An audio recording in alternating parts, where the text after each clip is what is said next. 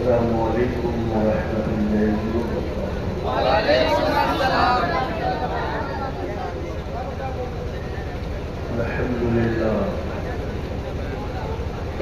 الحمدللہ وکفی وسلام علی عبادہ الذین اصطفی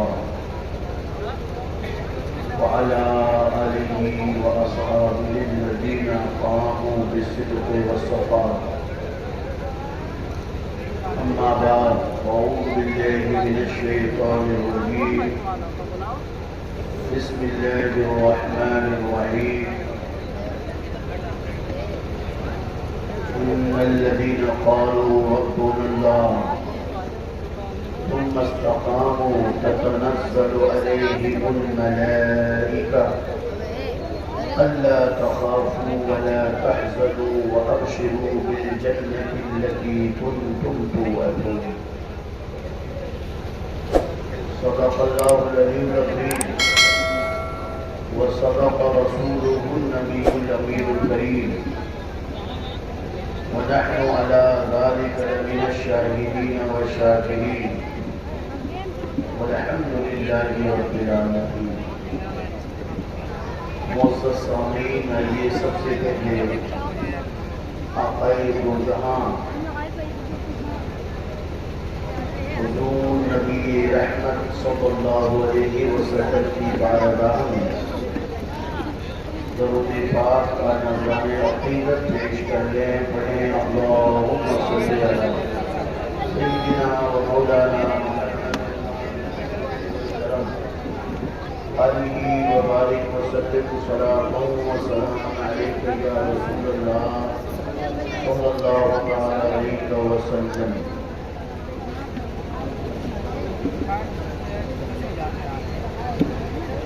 یہ شہادت کہے الفت میں قدم رکھنا ہے، یہ شہادت کہے الفت میں قدم رکھنا ہے۔ لوگ آسان سمجھتے ہیں مسلمان ہونا، اور شہادت ہے مطلوب و مقصود مومن۔ شہادت ہے مطلوب و مقصود مومن، نہ مال غنیمت نہ کشور کشائی، دو عالم سے بیگانہ کرتی ہے دل کو، عجب چیز ہے لذت آشنائی۔ واہ واہ، اور شاعر کہتا ہے کہ ظلمت کا دامن نور کا دریا حسین ہے، ظلمت کا دامن نور کا دریا حسین ہے، شبل لعین مر گیا زندہ حسین ہے۔ اور مردہ سمجھنے والوں کرو سینہ کو بیاں، مردہ سمجھنے والوں کرو سینہ کو بیاں، ماتم نہ ہم کریں گے کہ زندہ حسین ہے، ماتم نہ ہم کریں گے کہ زندہ حسین ہے۔ اور صدق و عدل کے پیکر ہیں نبی کے سائے میں، صدق و عدل کے پیکر ہیں نبی کے سائے میں، زندہ و سلامت ہیں وہ زندگی کے سائے میں۔ اور ڈھولے ماتمی لے کر آئے شمر نوحہ خاں، غم بھی ظالموں کو ہے تو خوشی کے سائے میں، غم بھی ظالموں کو ہے تو خوشی کے سائے میں۔ اور لعنتیں نہ کیوں برسے کیوں کی ہو تبرائی، چین پا نہیں سکتے تم علی کے سائے میں، چین پا نہیں سکتے تم علی کے سائے میں۔ اور حریت کی بو اجمل ہم میں پائی جاتی ہے، کیونکہ ہم کی زندہ ہیں بلہائے فاطمی کے سائے میں۔ میرے بھائیوں، آج کی یہ محفل پرنور شب عاشورہ کی محفل ہے۔ آپ اچھی طرح جانتے ہیں کہ آج کی تاریخ میں ہمیں امام عالی مقام رضی اللہ تعالی عنہ کے کنبے اور ان کی شہادت کا ذکر کرنا ہے۔ گزشتہ ایام میں مختصراً ہم نے سیرت النبی سے لے کر سیرت الصحابہ اور مناقب اہل بیت کی باتیں اپنے انداز میں پیش کی۔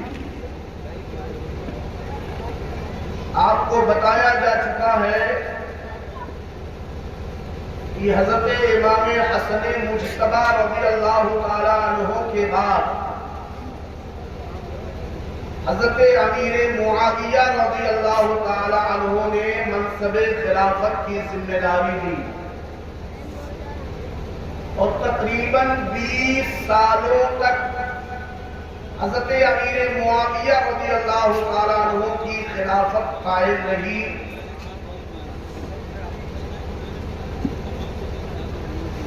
سن 60 ہجری میں حضرت امیر معاویہ رضی اللہ تعالی عنہ مرض شدید میں مبتلا ہوئے، شدید مرض انہیں لاحق ہوا اور انہی ایام میں ان کا بیٹا یزید جبراً خلافت کی کرسی پر متمکن ہونے کی سازشیں کرنے لگا۔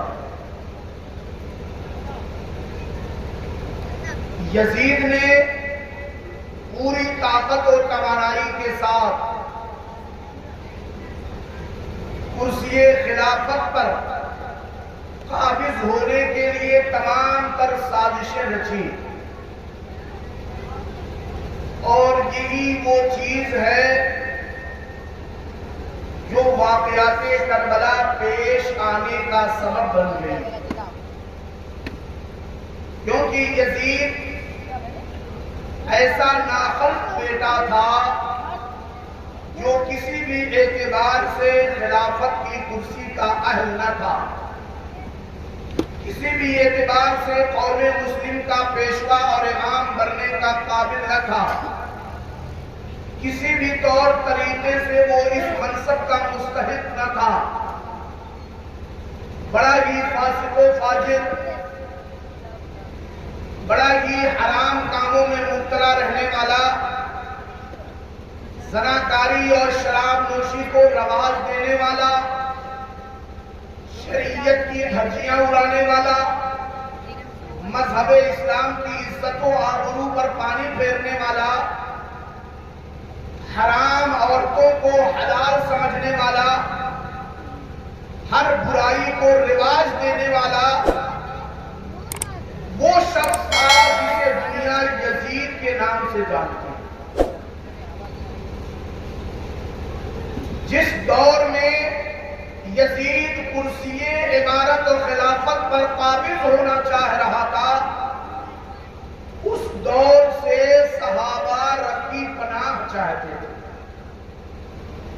حضرت ابو ہریرہ رضی اللہ تعالیٰ عنہ رب کی بارگاہ میں دعا کرتے، اللہم انی اعوذ بک من راس الصدیقین و امارت الصبیان، اے اللہ میں تیری پناہ مانگتا ہوں سن 60 ہجری کے فتنے سے اور بچے کی امارت اور اس کی حکومت سے۔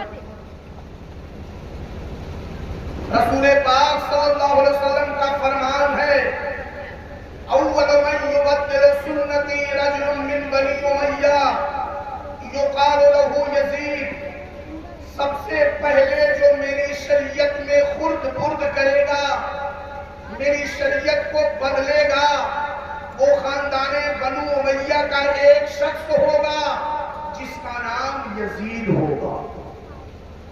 یہ حدیثوں کا یہ پیشگی فرمان اور صحابہ کا پہلے ہی سے اس دور سے پناہ مانگنا، یہ اس بات کا کھلا ہوا ثبوت ہے کہ عقائد عالم کے بتانے کے اعتبار سے صحابہ کو یہ باتیں معلوم تھیں کہ سن 60 ہجری میں فتنوں کا ظہور ہوگا، شریعت کو پامال کیا جائے گا، مذہب اسلام کا چہرہ بگاڑنے کی کوشش کی جائے۔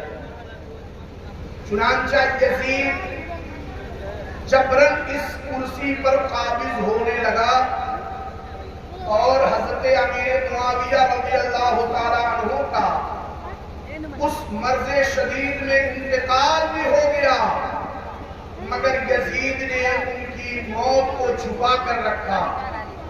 انتقال کی خبر اس نے لوگوں میں عام نہ ہونے دی اور اپنے امیر المومنین ہونے کا وہ مدعی بن بیٹھا، دعویٰ کیا اور اس حکم نامے کو اس نے تمام صوبوں میں تمام گورنروں کے نام بھیج دیا۔ ہر صوبے کے گورنر کو اس نے یہ فرمان جاری کیا کہ مجھے امیر المومنین تسلیم کیا جائے، سارے لوگ مجھے امیر المومنین مانیں۔ اس زمانے میں مدینے کی گورنری کا جو مالک تھا، جو مدینے کے گورنر تھے، وہ ولید بن عقبہ تھے۔ ولید بن عقبہ کے پاس بھی اس نے وہ فرمان اور آرڈر بھیجا جس میں یہ تحریر موجود تھی کہ مدینے کے لوگوں سے میرے نام کی بیعت لینا شروع کر دو۔ اس نے اپنے باپ کی موت کی خبر بھی بتائی، مگر کہا کہ اس موت کو لوگوں پر ظاہر مت کرنا، مدینے کے لوگوں سے میرے نام کی بیعت لینا شروع کر دو۔ خاص طور پر حضرت امام حسین، حضرت عبداللہ ابن زبیر اور عبداللہ ابن عمر اور جو جید کبار صحابہ ہیں انہیں مجبور کرو، جیسے بھی ہو ان پر سختی سے پیش آؤ اور انہیں کہہ دو کہ وہ مجھے امیر المومنین تسلیم کر لیں۔ ولید بن عقبہ کے پاس جب یہ فرمان پہنچا، ولید بن عقبہ گھبرا گئے۔ حالات کو دیکھ کر کے انہوں نے بھانپ لیا کہ یہ بات بنتی ہوئی نظر نہیں آ رہی ہے۔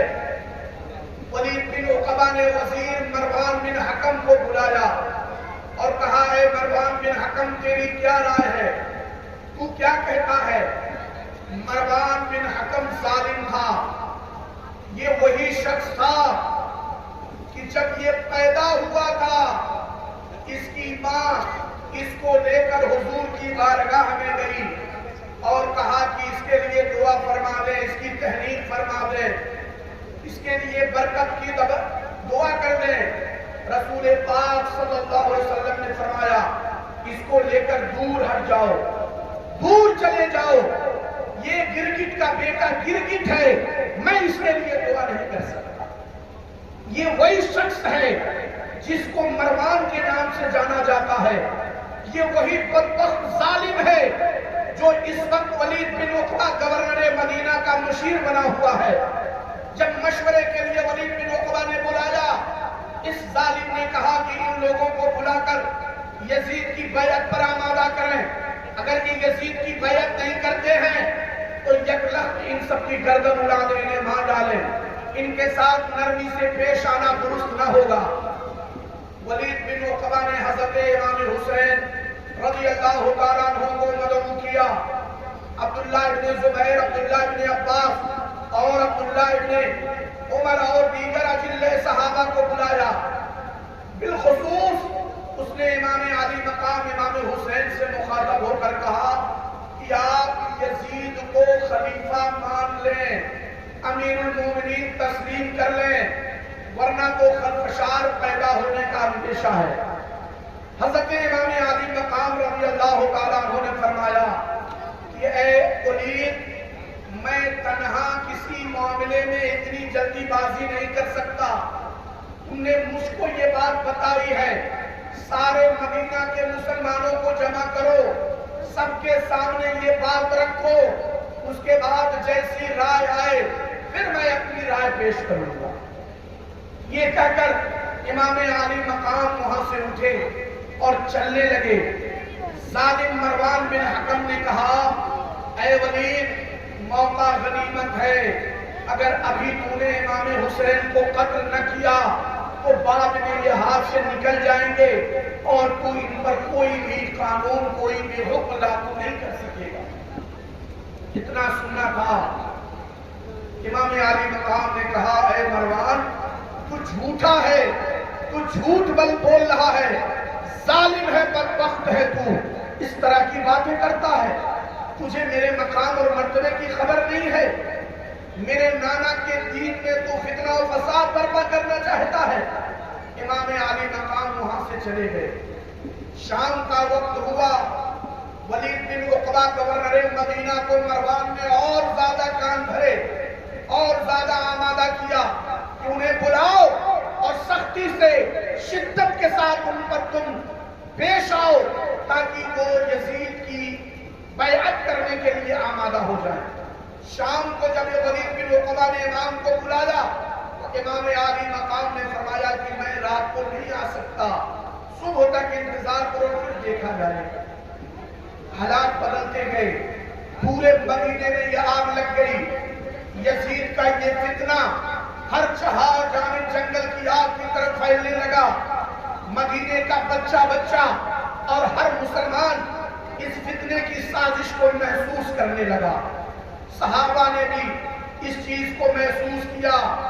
حضرت امام عالی مقام امام حسین رضی اللہ تعالیٰ عنہ رات کا آدھا حصہ جب گزر جاتا ہے، آپ نے اپنے گھر کے لوگوں کو جمع فرمایا اور کہا کہ سنو، یہ یزید باز آنے والا نہیں ہے، یہ ہم پر تشدد کرے گا، ظلم و ستم کا پہاڑ ڈھائے گا، مدینے میں ہمارا رہنا دوبھر کر دے گا، اس کی بات اگر ہم نہیں مانتے تو یہ ہم پر ہر ممکن حربہ اختیار کرے گا، اس لیے بہتر ہے کہ ہم مدینے کی زمین کو چھوڑ کر مکہ معظمہ کی زمین پر چلے جائیں، جہاں پر حرم ہے، اللہ کا حرم ہے۔ حرم پاک میں قتل و قتال کو ہر شخص گناہ سمجھتا ہے، ظلم و ستم ہر ایک کے لیے گناہ ہے، وہاں تو چھوٹیوں کو مارنا بھی ظلم ہے، وہاں کی ہری گھاس اکھاڑنا بھی گناہ ہے، ہم وہاں اپنی زندگی گزاریں گے اور اس یزید کے فتنے سے محفوظ رہیں گے۔ آپ نے گھر کے لوگوں کو مکہ معظمہ کے لیے سفر کی تیاری کرنے کا حکم فرمایا اور امام عالی مقام جنت البقیع کی قبروں کی طرف نکل پڑے، جنت البقیع کے مزارات کی طرف چل پڑے۔ تمام تر مزارات پر اور جو مشہور اہل بیت اور آل رسول کی قبریں تھی وہاں حاضری دی۔ اس کے بعد رسول گرامی باوقار صلی اللہ علیہ وسلم کی بارگاہ میں آئے، روضہ اقدس پر حاضر ہو کر رونے لگے، آنکھوں سے آنسو کی لڑیاں جاری ہوئیں۔ رسول پاک کی بارگاہ میں عرض کرنے لگے اے میرے آقا، یہ ظالم ہم پر ظلم کرنے کے لیے آمادہ ہیں، برسرے پیکار ہیں، آپ کا مدینہ ہمارے لیے تنگ کر رہے ہیں، اگر آج ہم نے مدینہ نہ چھوڑا تو مذہب اسلام کی عزت و آبرو پر آ جائے گی، مذہب اسلام کی شریعت کا گلا دبوچا جائے گا۔ اے میرے آقا، آپ کا مدینہ وہ مدینہ ہے جس مدینے میں ہم نے بچپن میں آنکھیں کھولی تھی، اس مدینے میں ہم نے اپنی زندگی کے دن گزارے ہیں، یہ مدینہ چھوڑنا ہمارے لیے بڑا مشکل امر ہے۔ اے میرے نانا، یہ ظالم ظلم و ستم کی انتہا کیے جائیں گے اور ہم مدینے میں رہ کر ان کی بیعت کر لیں، یہ گوارا ہو نہیں سکتا۔ اگر ہم مدینے میں رہیں گے تو وہ ضرور اپنی بیعت کے لیے ہمیں مجبور کر دیں گے، اس لیے اے میرے نانا، آج آپ کا نواسا آپ کی بارگاہ میں آیا ہے، آپ سے اجازت چاہتا ہے، آپ کی اجازت کی بھیک مانگتا ہے، آپ مجھے اجازت دیں، میں آپ کا مدینہ چھوڑ کر مکہ معظمہ جانا چاہتا ہوں۔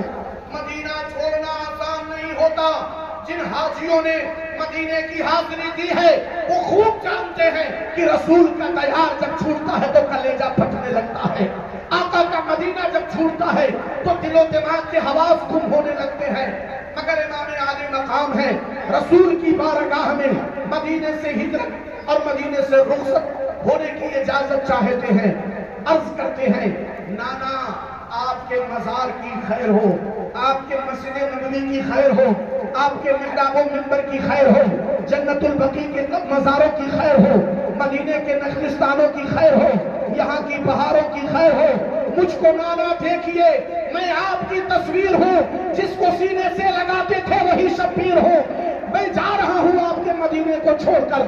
اے آقا، آپ تھے، آپ نے مجھے کندھوں پر بٹھایا، آپ نے مجھے سینے پر بٹھایا، آپ نے مجھے گود میں بٹھایا، آپ نے میرے لبوں کو بوسہ دیا، آپ نے میری گردنوں کو چوما، آپ نے میری لاکھ ناز برداری فرمائی، مگر آپ کی امت ہے کہ میرے لیے مدینے کی زمین کو تنگ کیے جا رہی ہے۔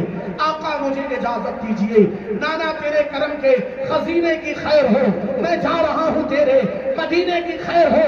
کچھ کو داؤ نانا دیکھیے، میں آپ کی تصویر ہوں، جس کو آنکھوں سے لگاتے تھے وہی شبیر ہوں۔ آقا کی بارگاہ میں امام عالی مقام اجازت لیتے ہیں، اور اجازت لے کر میرے امام اپنے کاشانے کی طرف لوٹے ہیں، اپنے گھر پہ آئے ہیں۔ سامان سفر تیار ہو رہا ہے، زاد راہ رکھ لی گئی ہے، توشہ سفر تیار کیا جا رہا ہے، اونٹوں پر کجانے پہ سامان لادا جا رہا ہے۔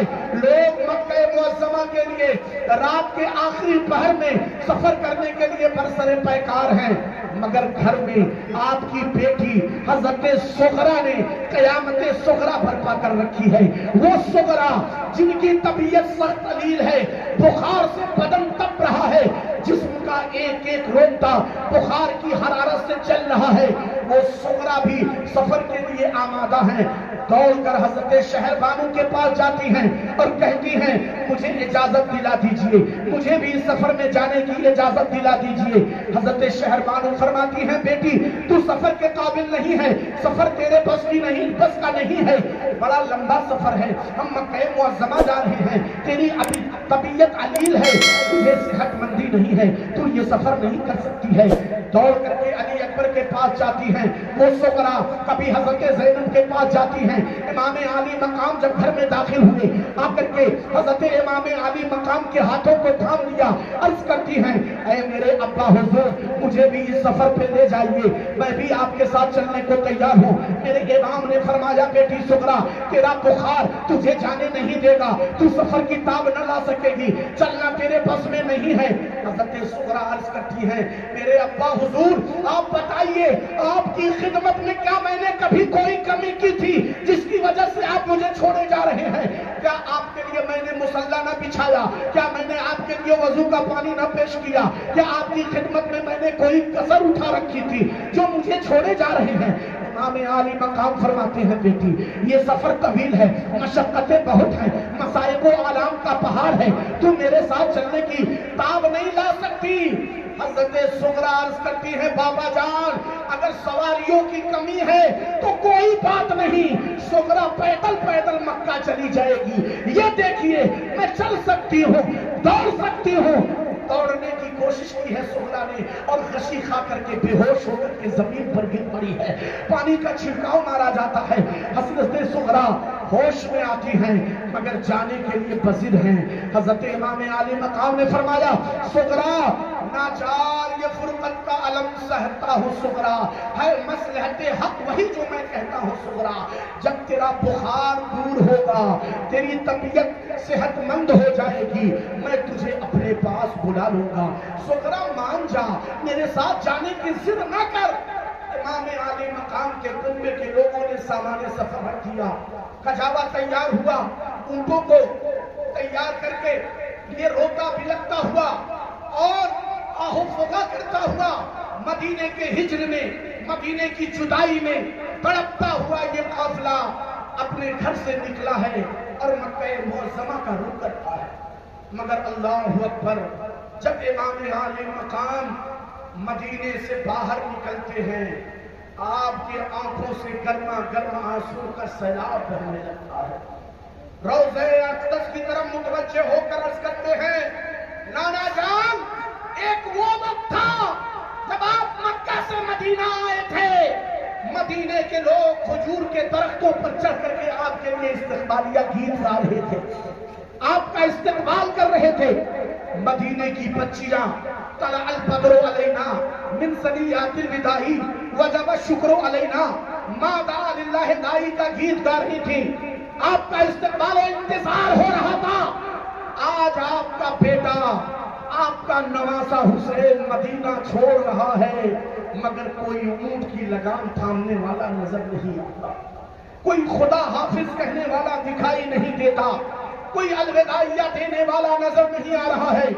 اے میرے نانا، آپ کا مدینہ چھوڑنا ہمارا کلیجہ دہلا رہا ہے، ہمارے دل کو دہشت میں مبتلا کر رہا ہے۔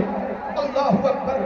مدینے کے باہر نکلتے ہیں، مگر ہر مسافر رخ مکے کی طرف کیا ہے اور مڑ مڑ کے مدینے کی بہاروں کو دیکھ رہا ہے، گنبد خضرا کے نظاروں کو دیکھ رہا ہے، مسجد کے محراب و منبر کو دیکھ رہا ہے۔ ہر فرد اونٹ پر بیٹھا ہے، مگر سامنے دینے کے بجائے سب مڑ مڑ کر مدینے کی ان بہاروں کا مشاہدہ کر رہے ہیں، اور اونٹ ہے کہ ایسا لگتا ہے کہ اس کے قدم نہیں اٹھتے، وہ بھی مدینے کی رونق اور بہار کو چھوڑتا ہوا نظر نہیں آتا۔ آخرکار یہ قافلہ بڑی مشقت اور مصیبت کے ساتھ مدینہ طیبہ سے رخصت ہوا۔ طویل سفر ہے، مشقتوں بھرا سفر ہے، 450 کلومیٹر کا سفر ہے، مصیبتوں سے بھرا ہوا یہ سفر کر کے یہ قافلہ مکہ معظمہ پہنچ جاتا ہے۔ مکہ معظمہ میں صحابہ نے ان کا استقبال کیا، صحابہ نے ان کا خیر مقدم کیا، اور امام عالی مقام امام حسین رضی اللہ تعالیٰ عنہ حرم کعبہ میں، کعبہ معظمہ کے حدود حرم میں پہنچ گئے۔ وہاں پہنچ کر سبھوں نے سکون کی سانس لی، اطمینان محسوس کیا، اور سب کو یہ اطمینان ہوا کہ ہم حرم میں آ گئے ہیں، اب ہمارے ساتھ کوئی ظلم و زیادتی نہ ہوگی، اب ہمارے ساتھ کسی قسم کا کوئی یزیدی فتنہ نہیں آ سکے گا۔ کچھ عرصہ تک یہ قافلہ مکہ معظمہ میں مقیم رہا، اور ادھر کوفہ کے لوگوں کو جب خبر ملی کہ امام عالی مقام مدینے سے ہجرت کر کے مکہ معظمہ چلے گئے، تو ان لوگوں نے امام عالی مقام کے نام خطوط لکھنے شروع کر دیے۔ خطوں کا تانتا بن گیا، ایک نہ ختم ہونے والا سلسلہ شروع ہو گیا۔ یکے بعد دیگرے کوفہ والوں کے خطوط آنے لگے، تقریباً 150 خطوط امام عالی مقام کی بارگاہ میں آ گئے، اور ہر خط کا مضمون ملتا جلتا تھا۔ ہر خط کے ذریعے یہی گزارش کی گئی تھی کہ اے امام عالی مقام، ہم کوفہ والے آپ کے ہمدرد ہیں، آپ کے معتقد ہیں، آپ کے مرید ہیں، آپ کی راہوں میں آپ کا ساتھ دینے کے لیے برسرے پیکار ہیں، آپ مکہ معظمہ میں اقامت نہ اختیار کریں، آپ کوفہ چلے آئیں، کوفہ میں ہم آپ کا استقبال کرنے کے لیے منتظر ہیں۔ ہم یزید کے ہاتھوں پر بیعت نہیں کرنا چاہتے، ہم یزید کی حکومت کو تسلیم کرنے نہیں چاہتے، ہم صرف یہ چاہتے ہیں کہ آپ کوفہ آ جائیں، ہم آپ کے ہاتھوں پر بیعت کر کے دین اسلام پر زندگی گزارنا چاہتے ہیں۔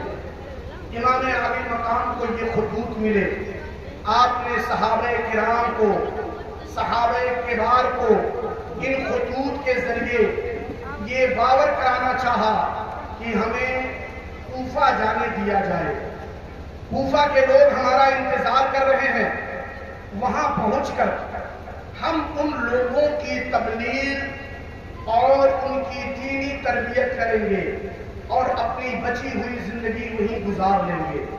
مگر صحابہ نے منع فرمایا، کہا نہیں ہے امام عالی مقام، کوفہ والے یہ وفادار نہیں ہیں، الکوفی لا یوفی، کوفہ کے لوگ وفاداری نہیں کرتے، انہوں نے آپ کے والد محترم کے ساتھ اچھا سلوک نہ کیا، تو آپ کے ساتھ بھلا تو اچھا سلوک کیا کریں گے؟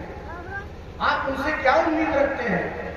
امام عالی مقام کے پاس خطوط کا سلسلہ بڑھا ہوا ہے تانتا، اور جاری ہے، خطوط آتے جا رہے ہیں، اور خطوط میں جو ایک اہم بات لکھی ہے وہ یہ تھی کہ اے امام عالی مقام، آپ اگر کوفہ نہیں آئے تو ہمیں مجبوراً یزید کی بیعت کرنی پڑے گی اور ہم یزید کے قدموں میں ڈال دیے جائیں گے، اس کی بیعت مجبوری سے کریں گے، اور اگر ہم نے آج یزید کی بیعت کر لی تو کل بروز حشر آپ کے نانا جان کی بارگاہ میں ہم شکایت کریں گے اور آپ کے نانا سے یہ عرض کریں گے کہ آپ کے نواسے کو ہم نے اپنے ایمان کی حفاظت کے لیے بلایا تھا، مگر آپ کا نواسا حسین کوفہ نہیں آیا، جس کی وجہ سے ہمیں مجبوراً یزید کی بیعت کرنی پڑی۔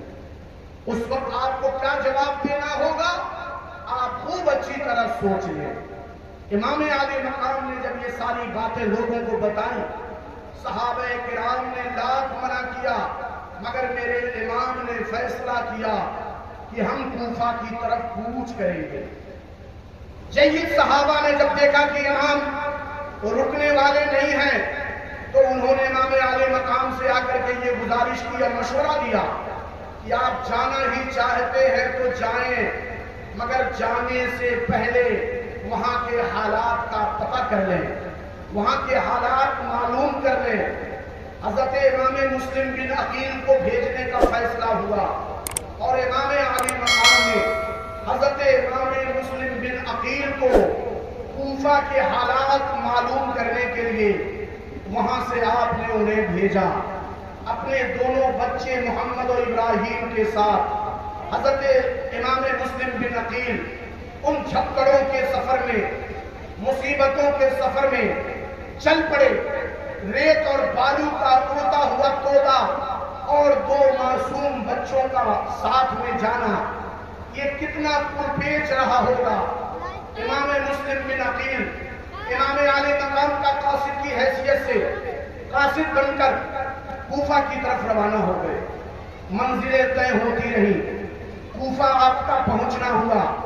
کوفہ کے لوگوں نے جب دیکھا امام مسلم بن عقیل آ گئے، آل رسول ہیں، نبی کے خاندان کے چشم و چراغ ہیں، کوفہ والوں نے ہاتھوں ہاتھ امام مسلم بن عقیل کو اٹھا لیا، کندھوں پر بٹھا لیا، آپ کے بچوں کی خوب انہوں نے ضیافت کی، خاطر تواضع کی، آپ کی زبردست طریقے سے خاطر و تواضع کی، اور خاطر تواضع میں وہ پوری توانائی صرف کرنے لگے۔ امام مسلم بن عقیل نے حالات دیکھے، لوگوں کی موافقت دیکھی، اہل بیت سے ان کی محبت دیکھی، امام عالی مقام سے ان کی عقیدت دیکھی، تو آپ نے حالات کا جائزہ لے کر ایک خط امام عالی مقام کے نام لکھ بھیجا اور اس میں لکھا کہ اے امام عالی مقام امام حسین رضی اللہ عنہ، یہاں کے حالات بہت اچھے ہیں،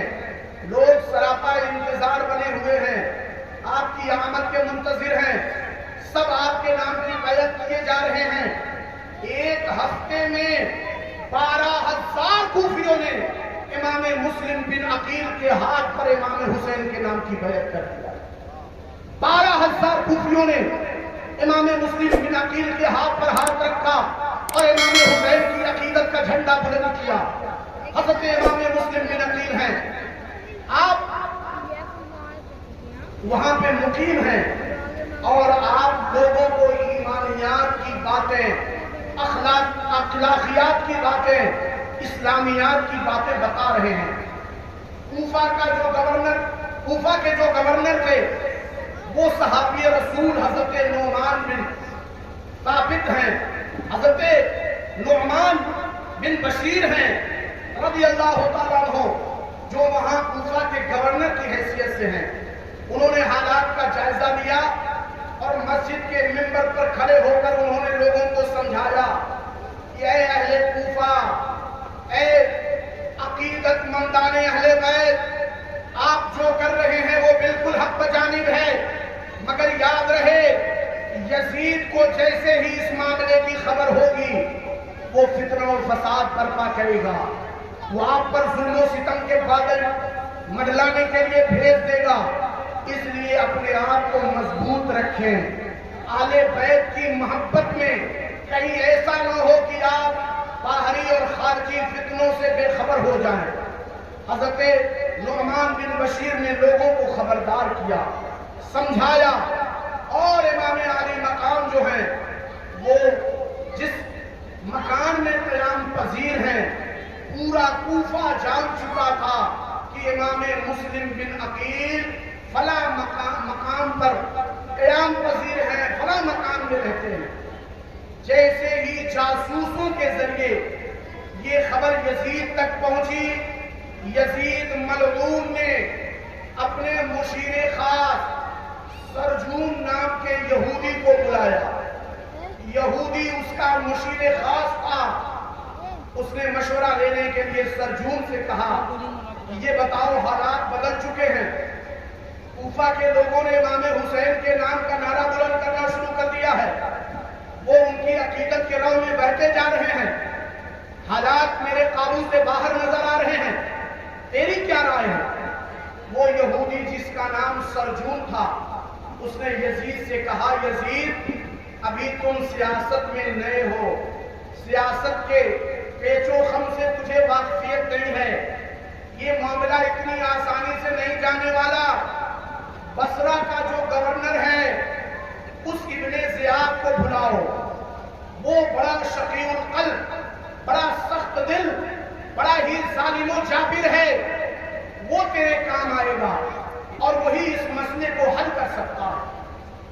یزید نے کہا، کیا مطلب؟ بات سمجھ میں نہیں آئی۔ سرجون یہودی نے کہا کہ کوفیوں کے لیے خزانے کا منہ کھول دو اور ان کے لیے ننگی تلواریں بھی قائم کر دو، یعنی ان پر تشدد بھی کرو، سختی سے پیش آؤ اور خزانے کا منہ بھی ان کے لیے کھول دو۔ لالچ اور شدت یہ دونوں تمہیں دکھانی ہوگی۔ جب یہ دونوں چیزیں ان کے سامنے آئیں گی تو وہ کوفی اپنے موقف پر قائم نہ رہ سکیں گے، وہ یقیناً امام حسین کی بیعت سے وہ پیچھے ہٹ جائیں گے۔ یزید کو یہ بات سمجھ میں آ گئی، اس نے فوراً والی بصرہ ابن زیاد کو خط لکھا، اور ابن زیاد کو اس خط میں لکھا کہ میں تجھے ایک بہت بڑی حکومت دینے والا ہوں، مگر شرط یہ ہے کہ تم فوراً کوفہ پہنچ جاؤ، وہاں کے گورنر نعمان بن بشیر کو معزول کر دے رہا ہوں، اس کی جگہ پر تم وہاں کا گورنر منتخب ہو رہے ہو، گورنری کی بات ڈور سنبھال کر تم اہل کوفہ پہ تشدد شروع کر دو۔ مسلم بن عقیل جو وہاں پہنچے ہیں انہیں کسی بھی طرح سے قتل کرو، اور کوفیوں کو پستہ کر کے امام حسین کی محبت اور عقیدت سے انہیں باز کرو، باز لاؤ، پیچھے ہٹاؤ۔ ابن زیاد کو جیسے ہی یہ خط ملا، اس کی آنکھیں شیطانی چمک لے کر چمکنے لگی، وہ بالکل شیطانی حرکت میں آ گیا اور اس نے بصرہ کی حکومت اپنے بھائی کو دی، اور وہاں سے کچھ سپاہیوں کو لے کر کوفہ کے لیے روانہ ہو گیا۔ سپاہیوں کے ساتھ وہ شیطانی صفت انسان، وہ بدبخت ظالم شقی القلب کوفہ کی طرف چل پڑا، بڑے ہی ناز و نخرے اور بڑے ہی تکبر و غرور کی چال چلتا ہوا وہ کوفے کی طرف آیا، مگر ظالم کی مکاریوں کو دیکھیے، وہ اس دروازے سے مکے میں نہیں، کوفہ میں داخل نہیں ہو رہا ہے جس دروازے سے بصرہ کے لوگ داخل ہوتے ہیں، بلکہ اس دروازے سے داخل ہوا جس دروازے سے مکہ کے لوگ کوفہ میں داخل ہوتے ہیں، اس دروازے سے داخلہ لے رہا ہے۔ اور جب اس دروازے سے داخل ہوا، سر پہ پگڑی ویسی باندھی جیسا امام حسین باندھا کرتے تھے، جبہ ویسا پہنا جیسا علی مرتضیٰ پہنا کرتے تھے، گھوڑا بھی اسی طریقے کا لے گیا، بہروپ اختیار کر کے امام علی مقام کی شکل و صباحت میں وہ کوفہ کے اندر داخل ہو رہا ہے۔ کوفیوں نے جیسے ہی اسے لاہو لشکر کے ساتھ، سپاہیوں کے ساتھ داخل ہوتے ہوئے دیکھا، سب جذبے میں آ گئے، جوش اور عقیدت کی موجوں میں بہہ گئے، اور اسی زمانے کی طرح وہ بھی بغیر سمجھے بوجھے نعرہ لگانے لگے۔ انہوں نے سمجھا کہ امام حسین آ گئے، امام علی مقام آ گئے، نعرے پہ نعرہ لگائے جا رہے ہیں، اور پورے جوش و خروش کے ساتھ، پورے جزو احتشام کے ساتھ اس کا استقبال کرتے ہوئے اسے گورنر ہاؤس تک پہنچا دیا۔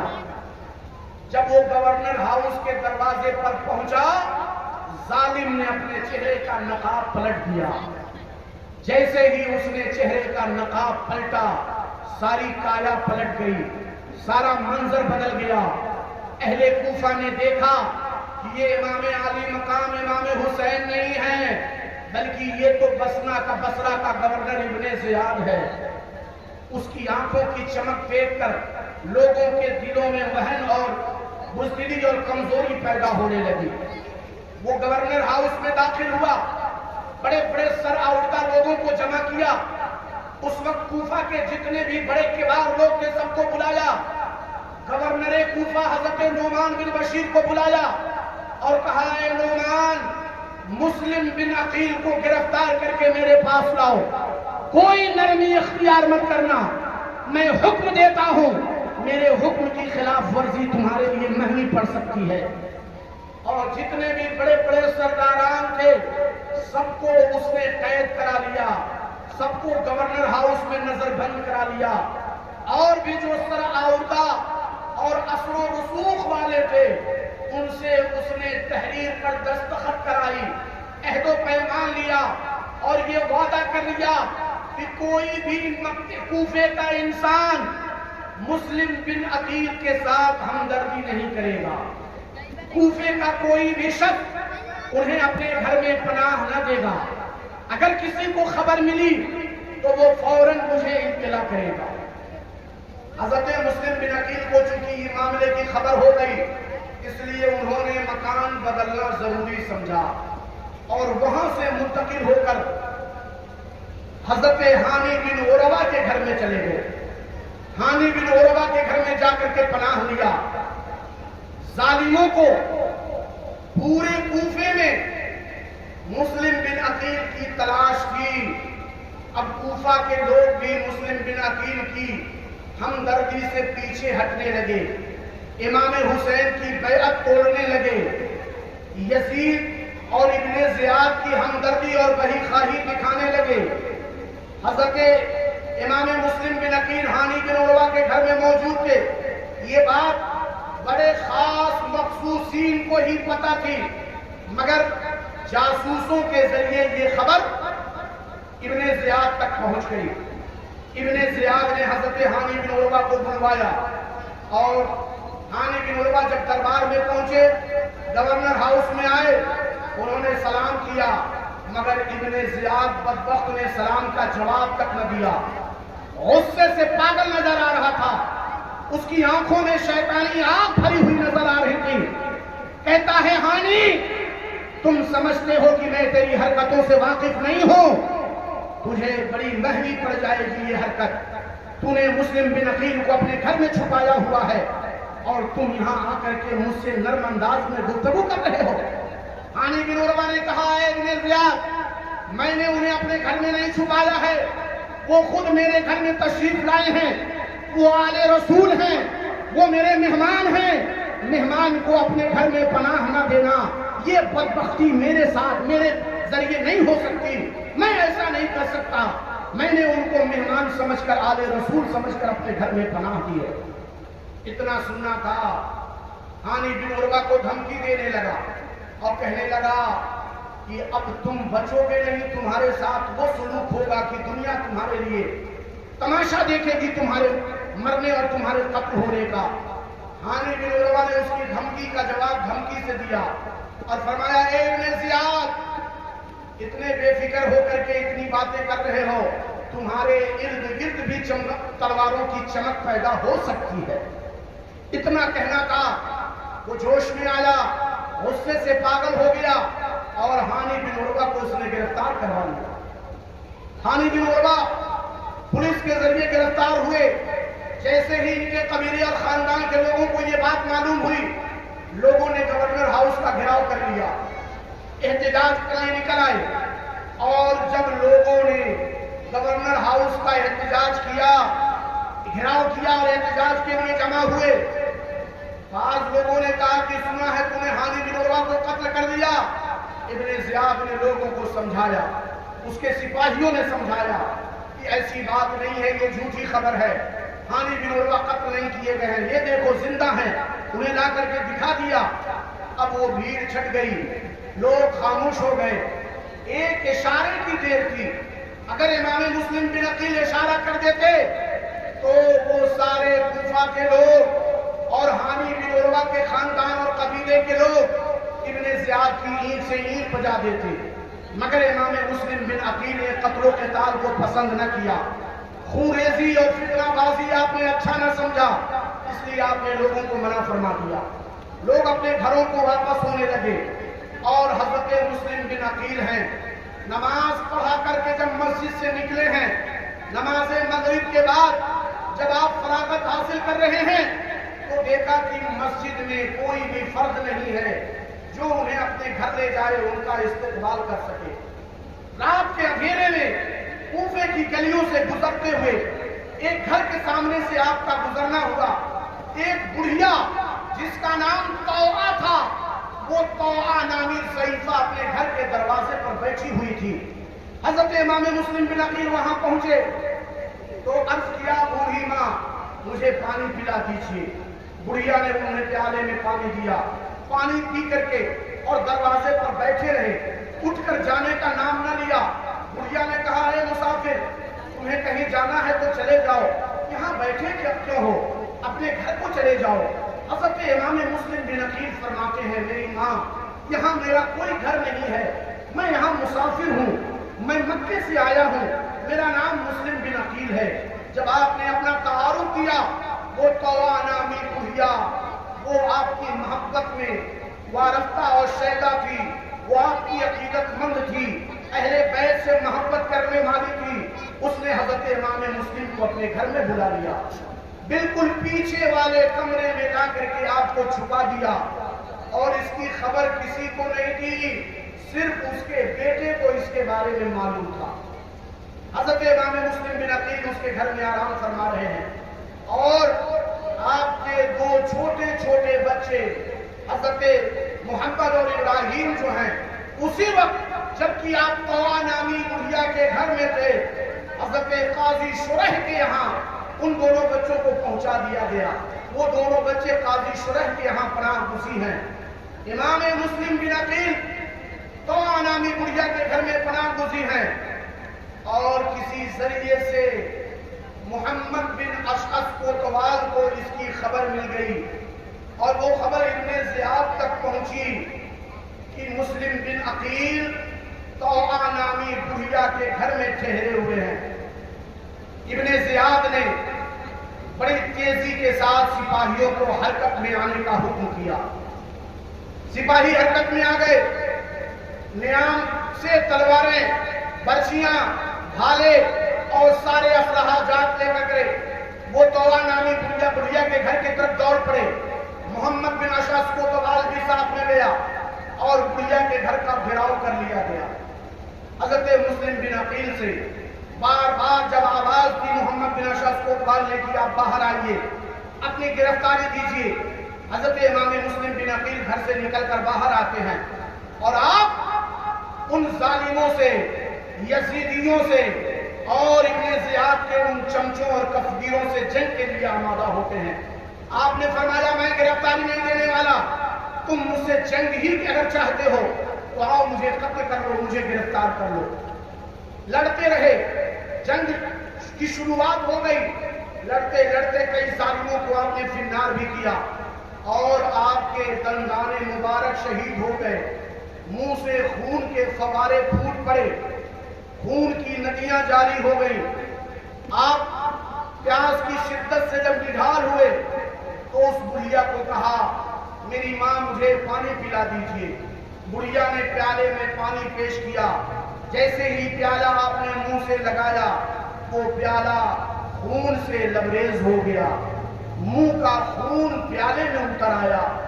پھر سے دوبارہ پیالہ دیا گیا, پھر دوبارہ یہی حال ہوا. تیسری بار پیالہ میں پانی دیا گیا, تیسری بار بھی وہ خون سے لبریز ہوا. حضرت مسلم بن عقیل فرماتے ہیں, ایسا لگتا ہے کہ دنیا کا کھانا اور پانی میرے مقدر میں اب باقی نہیں بچا ہے، میرے حصے کا رزق دنیا سے ختم ہو چکا ہے۔ پھر ظالموں سے برسر پیکار ہوئے، آخرکار گرفتار ہو گئے۔ گرفتار کر کے ان ظالموں نے ابن زیاد کے ہاں پیش کیا۔ ابن زیاد سے کچھ باتیں ہوئی، کچھ مکالمہ ہوا، مگر ابن زیاد باز آنے والا نہیں۔ اس ظالم نے حضرت مسلم بن عقیل کو گورنر ہاؤس کے چھت پر لے جانے کا حکم دیا۔ چھت پر لے جا کر ظالموں نے امام مسلم بن عقیل کو شہید کر دیا، قتل کر ڈالا، اور آپ کے جسد اطہر کو، آپ کی نعش مبارک کو گورنر ہاؤس سے پھینک کر روڈ پہ ڈال دیا، سڑک پر ڈال دیا، اور گھوڑوں کو دوڑا دوڑا کر کے جسد اطہر کو رونڈ ڈالا، جس میں اطہر سے خون کی دھاریں اور خون کی فواریں نکلنے لگی۔ ظالموں نے امام مسلم بن عقیل کو قتل کر دیا۔ آپ نے شہادت کا جام نوش فرمایا۔ اس کے بعد ہانی بن عروہ بھی قتل کر دیے گئے، اور پھر اس کے بعد ان کے دونوں بچے محمد بن ابراہیم بھی بہت سی تدبیروں کے باوجود شہید ہوئے، قتل ہو گئے۔ مگر قتل ہونے سے پہلے ہی حضرت مسلم بن عقیل نے ایک شخص سے یہ کہا تھا کہ مجھے اپنی فکر نہیں ہے، مجھے فکر ہے تو حضرت امام حسین کی ہے، امام عالی مقام کی ہے، جن کو میں نے کوفہ آنے کی دعوت دے دی ہے۔ وہ کوفے کے لیے نکل جائیں گے، کوفہ آئیں گے تو ظالم ان کے ساتھ بھی یہی برتاؤ کریں گے جو میرے ساتھ کر رہے ہیں۔ اگر ہو سکے تو کسی طریقے سے میرے امام کو یہ خبر پہنچا دینا کہ امام عالی مقام آپ کوفہ نہ آئیں، کوفیوں کے حالات بدل چکے ہیں، کوفیوں کا مزاج متغیر ہو چکا ہے، یہ یزیدیوں کے حمایت میں آ چکے ہیں، یزیدیوں کی حمایت میں اتر گئے ہیں۔ اللہ اکبر۔ اور ادھر امام عالی مقام ہے کہ آپ کوفہ کی تیاری کر رہے ہیں، کوفے کے سفر کے لیے آمادہ ہیں۔ صحابہ کرام نے امام عالی مقام سے آ کر کے لاکھ گزارشات کیے، اپنے مشورے رکھے، مگر امام عالی مقام نے فرمایا، اے لوگو، امام مسلم بن عقیل کا خط مجھے مل چکا ہے، وہاں کے لوگ میرا ساتھ دینے کے لیے تیار ہیں، وہ محبان اہل بیت ہیں، ان کی محبتیں ہمیں بلا رہی ہیں، اور ان کے خطوط کا مضمون ہمیں اس بات کے لیے مجبور کر رہا ہے کہ ہم کوفہ ضرور جائیں، ورنہ وہ مجبور ہو کر یزید کے قدموں میں چلے جائیں گے۔ امام عالی مقام ہے، 8 ذی الحجہ کی تاریخ ہے، پوری دنیا کے مسلمان حج کرنے کے لیے مکہ معظمہ کی طرف روانہ ہو رہے ہیں، اور میرا امام مکہ چھوڑ کر کوفہ کے لیے روانہ ہو رہا۔ لوگوں نے کہا ہوگا، یہ باتیں آئی ہوں گی اور ضرور آئی ہوں گی، جیسا کہ بعض نامہ نگاروں نے لکھا کہ لوگوں نے کہا، اے امام، حج آ رہا ہے، حج جیسی عظیم عبادت سامنے ہے، 8 ذی الحجہ کی تاریخ میں آپ کعبہ معظمہ کو چھوڑ کر کوفہ جا رہے ہیں، آپ حج کر لیں، اس کے بعد چلے جائیں۔ امام عالی مقام فرماتے ہیں، میں نے 25 حج پیدل چل کر کیے ہیں، مدینے سے مکہ پیدل چل کر میں نے 25 حج ادا کیے ہیں، اب یہ حج نہیں کر سکتا، حج اکبر کرنے کے لیے مجھے کربلا بلایا جا رہا ہے، سب سے بڑا حج میرا انتظار کر رہا ہے، لوگ یہاں آب زمزم پیئے گے، میرا خاندان کربلا کے میدان میں آب کوثر پیے گا، لوگ یہاں سفید احرام میں ہوں گے، ہم وہاں سرخ احرام میں ہوں گے، لوگ یہاں کعبہ معظمہ کی عظمتوں اور اس کی برکتوں سے فیض لے رہے ہوں گے، ہم وہاں کربلائے معلی کی عظمتوں اور برکتوں کے فیض میں جا رہے ہیں۔ امام عالی مقام سفر کے لیے آمادہ ہیں، چلتے چلتے آپ کی نظر حجر اسود پر پڑی، حجر اسود کے قریب ہوئے، حجر اسود سے مخاطب ہو کر فرماتے ہیں، اے حجر اسود، ذرا دیکھ تو صحیح، تیرا بھی کیا مقدر ہے، میرا بھی کیا مقدر ہے، ایک تو ہے कि नाना तुझे भी चूमा करते थे, एक मैं हूं कि नाना मुझे भी चूमा करते थे। तुझको कयामत तक उम्मत रसूल चूमेगी और वही नाना की उम्मत मेरी गर्दन पर तलवार रखने के लिए बेकरार और बेचैन नजर आ रही। इमाम आली मकाम रुखसत हो रहे हैं काबे मुअज्जमा को छोड़कर, अपने अहबाब और अहले बैत के साथ, नुफूस कुदसिया की एक मुक़द्दस जमात के साथ आप काबा से, मक्का मुअज्जमा से बाहर हो रहे हैं। चलते चलते मंजिल ब मंजिल मकामे सिफाह पर आपकी रसाई हुई। मकामे सिफाह पर जब आप पहुंचे तो उस जमाने का मशहूर शायर जिसका नाम फिरज़दक था, वो कूफा से चला आ रहा था। फिरज़दक नामी वो शायर, मकामे सिफाह पर जब मुलाकात हुई तो इमाम आली मकाम ने पूछा, है फिरज़दक किधर से आ रहे हो? उसने कहा मैं कूफा से आ रहा हूं। कहा कूफा के हालात बताओ। फिरज़दक ने कहा, ए इमाम, कूफा वालों की ज़बान तो आपके साथ है मगर उनका दिल आपके साथ नहीं है। ज़बान से तो वो आपके हिमायती हैं मगर दिल से वो आपके हिमायती नहीं। ये इशारा आपको मिल गया, मगर उसके बावजूद भी आप आगे बढ़ते गए, लोगों को समझाया, साथियों को इकट्ठा किया, क्योंकि बहुत सारे लोग तो मदीने से आए थे, कुछ लोग मक्के से भी आपके साथ लग गए थे, काफिला बड़ा हो गया था। आपने लोगों को इकट्ठा करके उन्हें खुतबा किया और फरमाया, है लोगों, फिरज़दक शायर की इत्तला के मुताबिक हालात बुरे भी हो सकते हैं, इसलिए मैं तुमसे कहता हूं, जो लोग भी वापस जाना चाहते हों वापस चले जाएं। कल को ये न कहना कि हम मजबूर थे, इमाम हुसैन ने मजबूर करके हमें कूफा के सफर पर डाल दिया। ऐसी बात नहीं आनी चाहिए। फिर आगे बढ़े, चलते हुए ये काफिला मकामे सालिबिया पर पहुंचा। मकामे सालिबिया पर मोहम्मद बिन अशअफ कोतवाल के आदमी ने, उसके कासिद ने ये खबर भेजी, पहुंचाई और इमाम आली मकाम के खेमे के करीब आकर उसने बताया कि ऐ इमाम आली मकाम, आपके भाई इमाम मुस्लिम बिन अकील शहादत का जाम नोश फरमा चुके हैं। उनके दोनों बच्चे मोहम्मद और इब्राहिम भी शहीद हो चुके हैं। मुहिब्बे अहले बैत हानी बिन उरवा को भी जालिमों ने कत्ल कर दिया है। इसलिए अब आपकी समाप्ति पर है, आप आगे बढ़ना चाहते हैं या पीछे लौटना चाहते हैं? इमाम आली मकाम है, आपके आंखों से आंसुओं की झील बहने लगी। आप बिल्कुल गमगीन और कमजोर नजर आने लगे और इस खबर को सुनने के बाद आप पीछे लौटे, खेमे में दाखिल हो रहे हैं। जैसे ही खेमे के दरवाजे पर पहुंचे, सामने हजरत मुस्लिम बिन अकील की जवान बेटी आ गई। जवान बेटी जब सामने आई, इमाम आली मकाम का आंसू रुक नहीं रहा है, छलक गया, आंखों से बाहर आया।